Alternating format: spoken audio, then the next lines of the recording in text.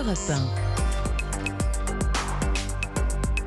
1. Votre invitée Sonia Mabrouk ce matin est ancienne ministre députée au Parlement européen. Exactement, eurodéputée LR. Bienvenue ce matin sur Europe 1 et bonjour. Merci, Nadine bonjour. Morano. Et d'ailleurs, qu'est-ce qui vous retient encore chez les Républicains ? Tout, parce que c'est ma famille politique d'origine. Je me suis engagée au RPR lorsque j'avais 20 ans.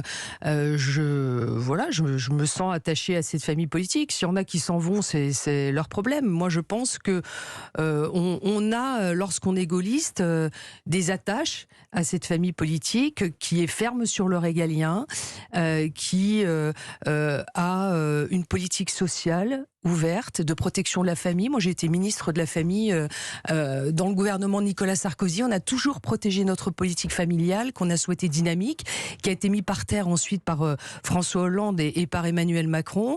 Nous croyons en une Europe, mais en une Europe qui protège ses frontières et qui respecte la souveraineté des nations. Donc voilà, c'est... Bon, moi je suis issue du RPR, ensuite on a construit l'UMP. Combien de lignes, Nadine Morano, c'est la question, avec François-Xavier Bellamy, Bruno Retailleau et je cite aussi Julien Aubert. Vous avez été les seuls à ne pas condamner les propos du député RN Grégoire de Fournas, n'y voyant pas du racisme à l'inverse de votre parti. Si ce n'est pas une fracture nette au sein des LR, qu'est-ce que c'est ? Non, je pense que moi j'ai été députée à l'Assemblée nationale, donc avant de prendre une position, je lis le compte-rendu analytique. J'ai vu que ce député, qui n'est pas de ma famille, avait dit ce sont des passeurs. Et quand on regarde l'ensemble des phrases qui sont dites à la volée, s'il fallait faire un procès ou une sanction pour tous les députés, on passerait notre vie à sanctionner et à bâillonner la liberté d'expression. Et moi, je n'aime pas ça. D'ailleurs, si on m'avait interrogé sur Monsieur Bayou, qui n'est pas du tout de mon bord politique, sur le procès médiatique, politique qui lui a été fait sur les violences conjugales, alors qu'il n'y avait eu aucun dépôt de plainte, ni vous l'auriez défendu, ni de procès en justice, j'aurais défendu, parce que je trouvais ça aussi lamentable. Mais pourquoi vous n'avez pas parlé d'une seule voix ? Politique. Éric Ciotti, par exemple, qui est quand même prétendant à la tête des LR, a vivement condamné les propos de ce député. Il y a vu des propos inqualifiables rejoignant de fait la majorité et la NUPES. Éric Ciotti, que vous soutenez, d'ailleurs vous en êtes la conseillère politique, ça vous a surpris, déçu de sa part ?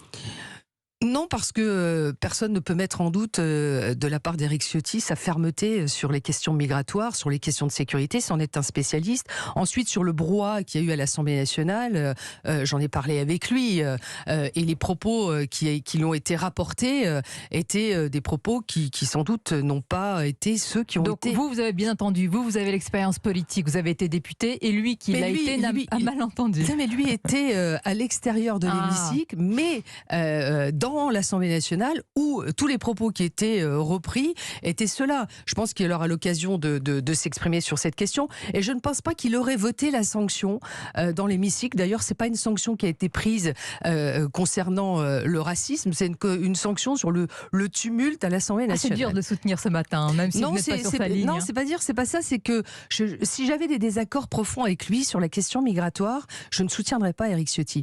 Nous sommes totalement en accord sur la question migratoire et sur les questions de sécurité. Il a une fermeté et une vision que je partage. C'est voilà le vrai sujet pour vous, parce que pour vous, il n'y avait rien qui relevait du racisme dans cette séquence.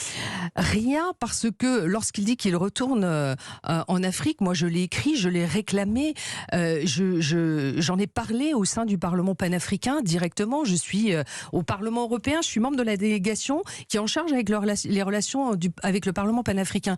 Et donc moi je me suis exprimée devant les députés africains sur ce sujet, et je leur ai dit c'est plus possible, ce sont vos enfants, ce sont des garçons qui partent.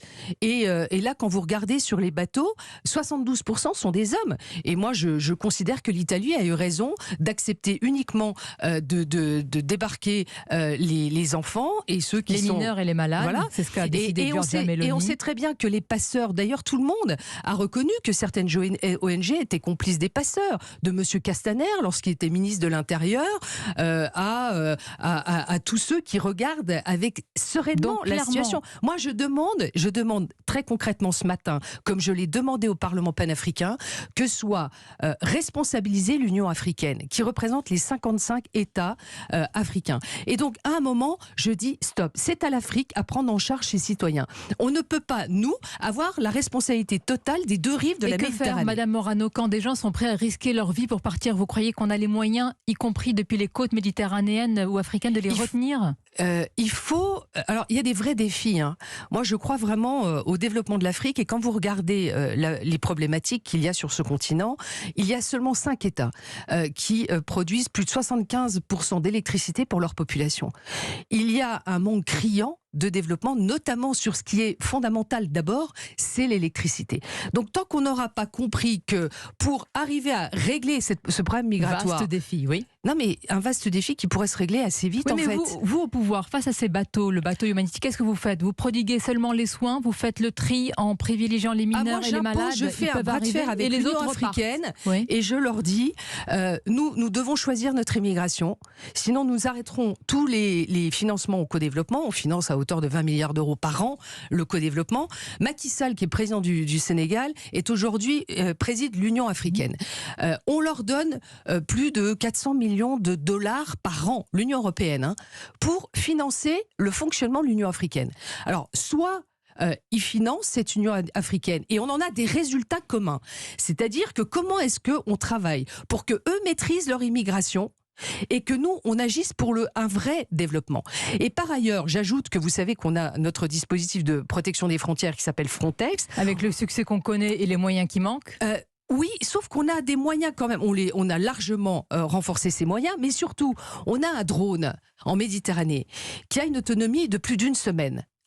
Et qui voit, on sait très bien par nos informations satellitaires, d'où partent les bateaux, quand vont partir les bateaux. Et donc, a-t-on besoin d'un drone pour le savoir? On sait qu'ils partent des côtes libyennes, on sait qu'ils partent des côtes tunisiennes. Oui, mais c'est bien de savoir où ils sont, puisque il faut les ramener au plus près du port d'où ils partent. Donc, il faut intervenir très vite. C'est-à-dire que vous dites que les ONG associations ne les font pas repartir, même si au milieu du chemin, ils les ramènent vers les côtes européennes. Ils sont complices des passeurs, en fait. Et quand vous regardez le fait que sur ces bateaux, il y ait majoritairement des hommes, quelques femmes, et en général si elles sont enceintes, c'est plus pratique, ça permet de culpabiliser les Européens.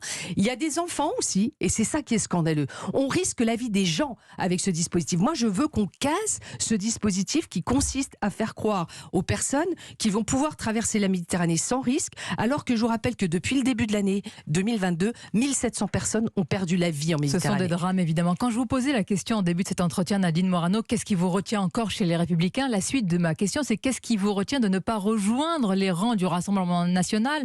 Vous y serez à coup sûr très bien accueillis, si on en croit Jordan Bardella, le nouveau patron, ou encore hier, chez Reconquête, Guillaume Pelletier, qui vous tend les bras, qui vous ouvre les bras. Qu'est-ce que vous répondez? Je réponds à Guillaume avec beaucoup d'amitié qu'en général ceux qui demandent l'union sont les premiers à avoir divisé la famille. Et ceux qui en sont partis généralement reviennent. Regardez Monsieur Xavier Bertrand qui était parti, qui en est revenu, Valérie Pécresse qui est partie et qui est revenue, et tout ça contribue à nous fragiliser. Nous sommes une grande famille politique. Oui. On l'entendait ce matin, Monsieur Moudinque, maire de Toulouse, claque la porte en affirmant que ça fait longtemps que Monsieur Moudinque... Ça ne vous surprend pas? Non, parce que ça fait très longtemps qu'il en était parti, mais notre vraie maladie, en fait, c'est la maladie de l'ego personnel. C'est-à-dire qu'en fait, Monsieur Moudinque souhaite partir parce qu'il a choisi Édouard Philippe. C'est son choix. Mais après, toutes ces personnes-là vont nous dire il va falloir l'union, revenez, on a besoin de la droite populaire. Alors moi, on me dit toujours on a besoin de la droite populaire. Nadine Morano, vous incarnez cette droite populaire. Bon, les centristes font partie de notre famille politique. Ils sont venus avec nous quand on a créé l'UMP. Et c'était les gaullistes qui étaient largement majoritaires. Il y avait les libéraux, puisqu'on avait démocratie libérale. Donc l'UMP, les Républicains sont les libéraux, les gaullistes et les centristes. Et d'ailleurs, j'observe que chez les centristes, M. Leonetti fait partie de la campagne d'Éric Ciotti. Là, vous parlez du verre à moitié plein, le verre à moitié vide. C'est la question de votre positionnement idéologique des LR. Une partie de vos militants, Nadine Morano, de centre-droit, elle est tentée, elle est partie chez Emmanuel Macron, et l'autre plutôt à la droite de la droite. Mais vous risquez l'écartèlement, ça fait mal. Moi, je trouve que cette élection aura pour but d'abord aussi de clarifier notre ligne politique. C'est important. À la présidence des LR ? Ah oui. On aura entre Bruno Retailleau et Eric Ciotti, vous pensez que ça va être le grand éclaircissement? Vous oubliez aussi Monsieur Pradier. Donc il y a 3 candidats à cette élection. Bon, très bien, vous avez raison de le rappeler. Oui, donc il y a 3 candidats à cette élection. Et justement, ça sera le moment vraiment que ce sera la clarification? Au mois de décembre, nous allons clarifier notre ligne politique, notre moyen d'agir aussi. Parce que nous devrons arrêter avec cette primaire qui nous a mis par terre, il faut le dire. C'est une arme de destruction massive des partis politiques. On l'a vu avec le Parti socialiste. Il nous faut un chef. Et il nous faut un candidat pour l'élection présidentielle à l'issue des élections européennes. On sait à qui vous pensez, mais qui peut encore croire qu'il peut exister un parti à l'air indépendant? Vous êtes à 5%. Jusqu'où pouvez-vous creuser encore? Ah oui, c'est la bonne question. Je suis d'accord. Mais quelle est la bonne réponse? Mais vous savez, ce qui nous fait creuser le sol pour descendre jusqu'à la cave, c'est tous ceux qui partent et aussi qui nous affaiblissent et qui après reviennent parce qu'ils considèrent que tout seuls, ils ne peuvent rien faire. Et donc, Édouard Philippe était notre famille politique. Il est parti parce que M. Fillon a échoué aux élections présidentielles. Et voilà, donc M. Darmanin, pareil. M. Bruno Le Maire, de la même manière, en faisant exactement le contraire de ce qu'il plaidait dans notre famille politique. On va citer quand même celui qui a été président, Nicolas Sarkozy. Il a quand même une certaine expérience politique et je suis sûre que vous l'admirez encore et toujours. Est-ce qu'il a vraiment tort quand il pense que vous ne serez jamais plus au pouvoir s'il n'y a pas d'alliance au gouvernement, ou en tout cas s'il n'y a pas de clarification? Il faut une clarification, non, mais j'en ai beaucoup discuté avec Nicolas Sarkozy, qui d'ailleurs a toujours dit qu'il resterait membre des Républicains, parce qu'il a beaucoup d'affection et de respect pour les militants. Et est-ce que c'est réciproque, les militants, pour lui, compte tenu de cette position, selon vous? Ils comprennent?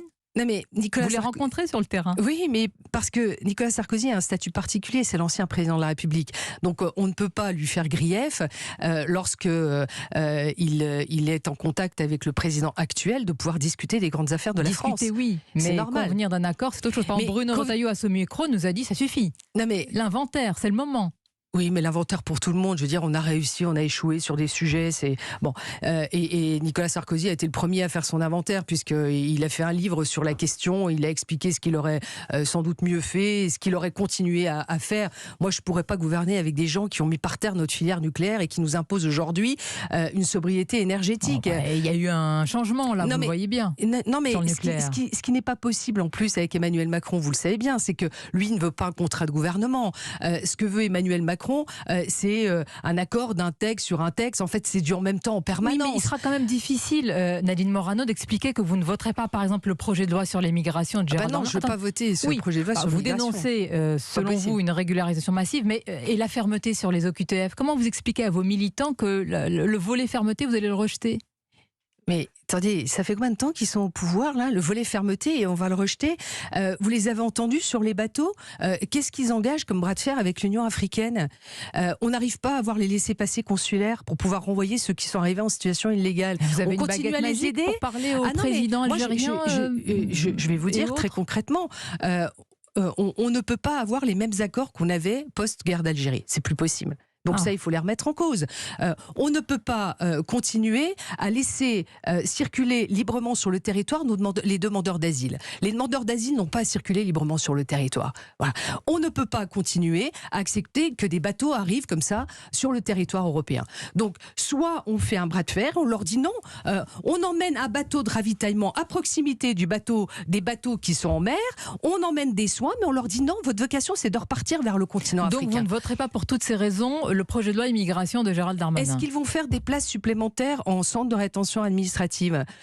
Est-ce que, là on voit bien en fait, vous avez vu, moi j'ai un centre de rétention administrative à Metz, il y a des gens qui se sont évadés de centres de rétention administrative. Et en général, ceux qui sont placés en centre de rétention administrative sont ceux qui sont sortis de prison et qui ont vocation donc à être renvoyés chez eux. Et au terme des 90 jours, si on n'a pas laissé passer consulaire, ils sont libérés et ils sont sur le territoire français, personne ne sait où ils sont. Mais qu'est-ce que vous répondez à l'argument de responsabilité et de cohérence? Certains LR renvoient la situation politique du pays à la nécessité d'assurer des réformes urgentes. Ils vous disent d'accord, il y a des désaccords, des nuances, mais allons-y, votez, c'est la responsabilité de la droite. Mais non, parce que nous, on a nos propres propositions. Donc on veut plus de places de prison, on veut plus de places dans les centres de rétention administrative, on veut que les mineurs non accompagnés soient renvoyés dans leur pays, sous condition d'ailleurs de la directive européenne qui permet le renvoi des mineurs non accompagnés, s'ils peuvent être accueillis dans un centre d'accueil, qu'on peut d'ailleurs financer là-bas, ces mineurs non accompagnés peuvent être aussi renvoyés s'ils ont un tuteur ou un membre de leur famille sur place. On n'a pas vocation à accueillir tous ceux qui arrivent du continent africain. Mais si on ne fait rien, avec le dérèglement climatique, avec la pauvreté qu'il y a sur ce continent, moi, quand je suis allée dans les camps de réfugiés au Liban et en Jordanie, j'ai vu, et d'ailleurs le film est sur ma page Facebook, j'en avais ramené un documentaire, cette femme expliquait que certains vendaient leurs enfants pour pouvoir payer le passage pour venir sur le continent européen. C'est dramatique de vivre ça. C'est pas possible. C'est pour ça que le vrai défi du XXIe siècle, c'est aussi le développement du continent africain, et c'est cette relation nouvelle qu'avait d'ailleurs engagée avec l'Union pour la Méditerranée Nicolas Sarkozy, parce que nous devons développer avec ce continent voisin des relations qui sont concrètement axées sur le développement. À venir. Merci Nadine Morano d'avoir été notre invitée ce matin. Bonne journée à vous ainsi qu'à nos auditeurs. Merci.